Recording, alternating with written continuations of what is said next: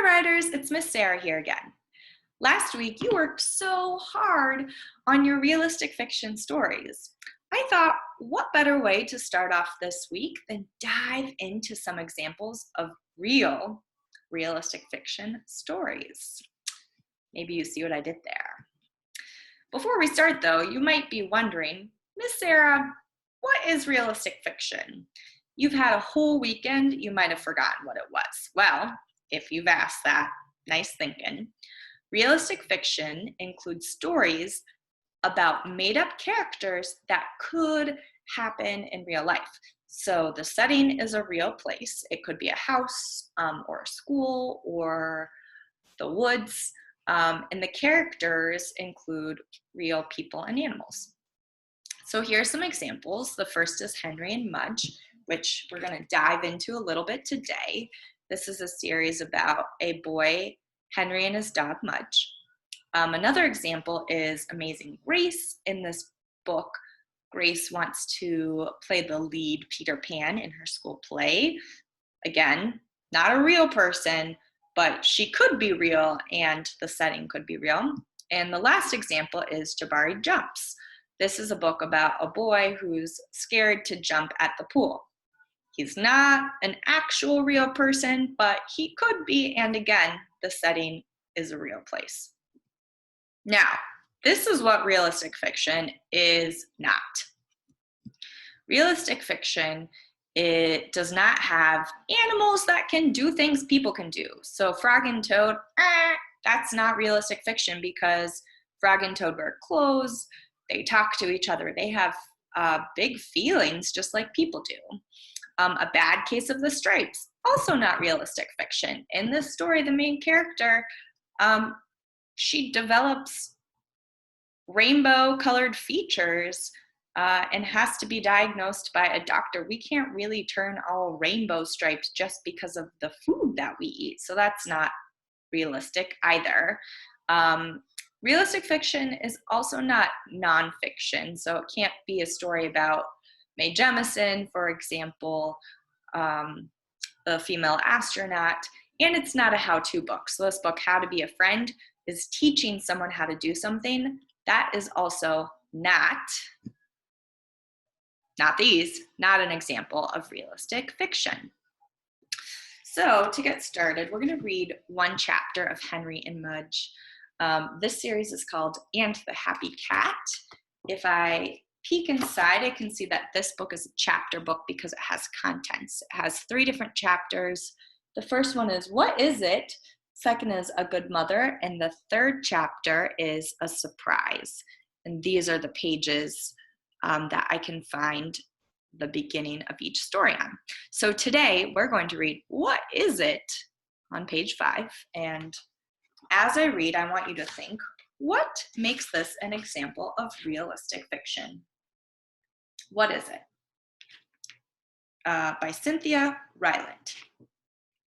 One night, Henry and Henry's father and Henry's big dog Mudge were watching TV.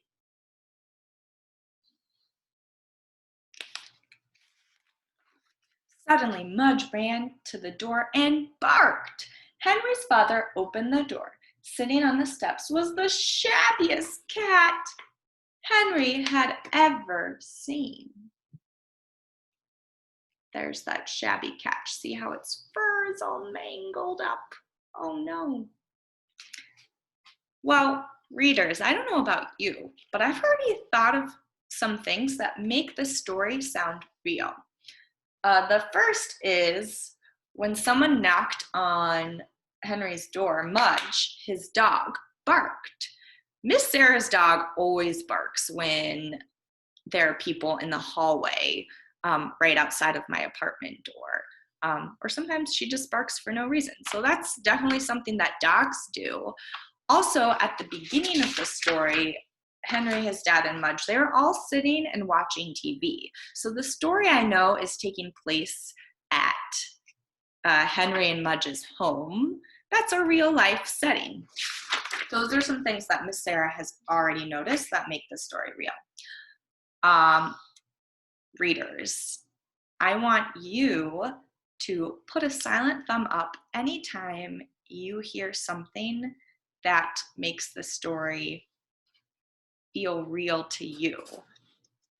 If you run out of thumbs, if you have 2 thumbs up, you can start using fingers to count. It had a saggy belly, skinny legs, and fur that looked like mash. Prunes. Remember, we're talking about the cat. Henry and Henry's father and Henry's big dog Mudge stood at the door and they looked at the shabby cat. "Hey, kitty," said Henry. "Are you sure it's a kitty?" said Henry's father.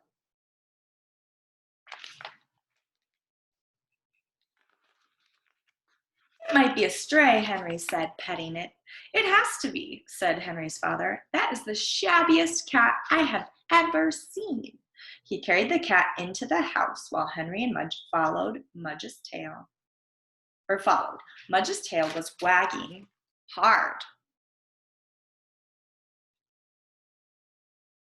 Writers, not readers. I can already tell that some of you at home have your thumbs up and some of you even have 3 fingers up. Some of the things you might have noticed that are real so far is a stray cat walking around without a home. That could absolutely be real. I see stray cats in Miss Sarah's neighborhood right here in Philly. One other thing is Henry's dad walks the cat they're about to give it a bath. Certainly we have to keep our pets clean, so that's something that could really happen. And Henry was also petting the cat, right? As long as we always have to make sure to ask the owner if it's okay to pet an animal.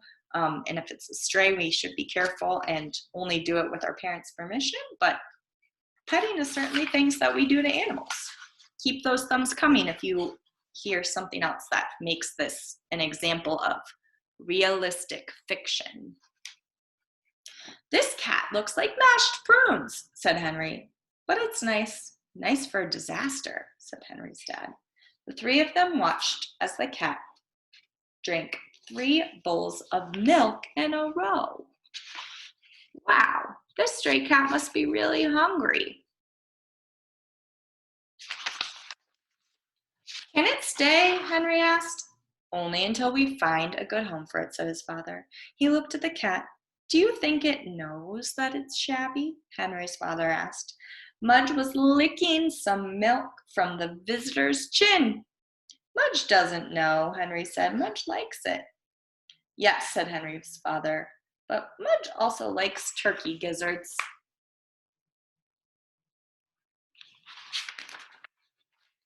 And that's the end of the first chapter. Wow. Writers, I see so many thumbs up. Some of you might have said that when the cat went to drink 3 bowls of milk in a row, that absolutely could happen in real life. Cats love milk. Another thing that we read about in the story was Henry was asking his dad, "Please, can it stay?" I bet some of you, if you found a stray cat or dog, you might ask your parents if it could stay, or you would at least call someone to help and pick up the animal to make sure it finds a safe home. The other thing that happened was Mudge licked the visitor, which was the cat. And my dog Coco loves to lick everything. She loves to lick my face, so I can absolutely believe that Mudge would want to lick this cat. And the cat and Mudge haven't done any talking or things that humans would do yet. So that also tells me that Henry and Mudge is a great example of realistic fiction. With that in mind, I hope you have a great time getting started on some new ideas for your realistic fiction story. It should be about the same made-up character that you wrote about all of last week. So happy writing, friends. I'll see you again soon.